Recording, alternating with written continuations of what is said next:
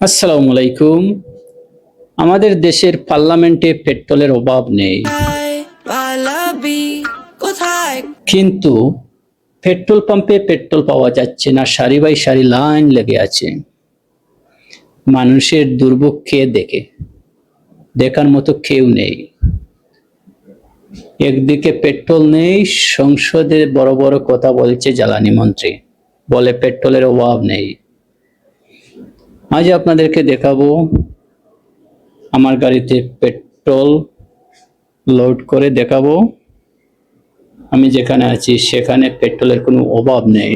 যেমন পার্লামেন্টে পেট্রোলের অভাব নেই, তেমন পেট্রোল পাম্পেও কোনো ধরনের পেট্রোলের সংকেত বা অভাব নেই। সরাসরি সাথেই থাকুন, পেট্রোল পাম্পে পৌঁছে গেছি। আমাদের দেশে দাম বাড়িয়েছে, এখানে দাম বাড়ানো হয় নাই। যা মন চায় নিয়ে যান। দেখেন পেট্রোল পাম্প ফাঁকা। এখন আমি পেট্রোল ডালা স্টার্ট করে দিচ্ছি, দেখা যাক। এই দেখেন আমি গাড়ি পাম্পে লাগিয়ে দিলাম, এখনই ডালা শুরু হয়ে যাবে।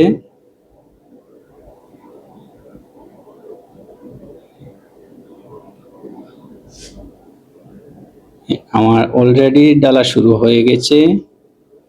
দেখা যাক আমার গাড়িতে কত লিটার পেট্রোল ডালা যায়। উপরের সংখ্যাটা টাকার, নিচের সংখ্যাটা লিটারের। লক্ষ্য করুন, কোনো কথা নেই, বার্তা নেই। গাড়ি লাগিয়েছি, শুধু বলছি গাড়িটা ফুল করে দে। দেখতে পাচ্ছেন আপনারা। আর আমাদের দেশের অবস্থা দেখলে মনে হয় মন্ত্রী দিয়ে পেট্রোল ডালাই। আমাদের এই কাঙ্গালের দেশ কবে যে ভালো হবে? মন্ত্রীগুলো যারা সংসদে যায়, ওরা যদি ভালো হতো তাহলে দেশের জনগণ শান্তিতে থাকতো। ওরা নিজেই ভালো নয়।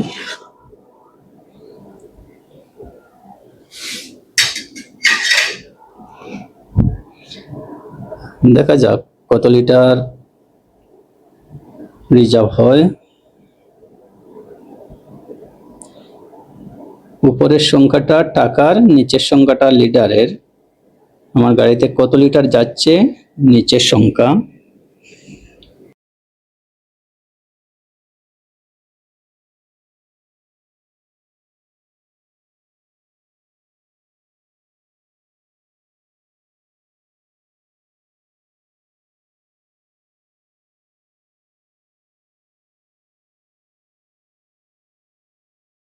আমার গাড়িতে পেট্রোল ঢেলেছি, আপনারা তো দেখছেন, 97 লিটার 15 পয়েন্ট।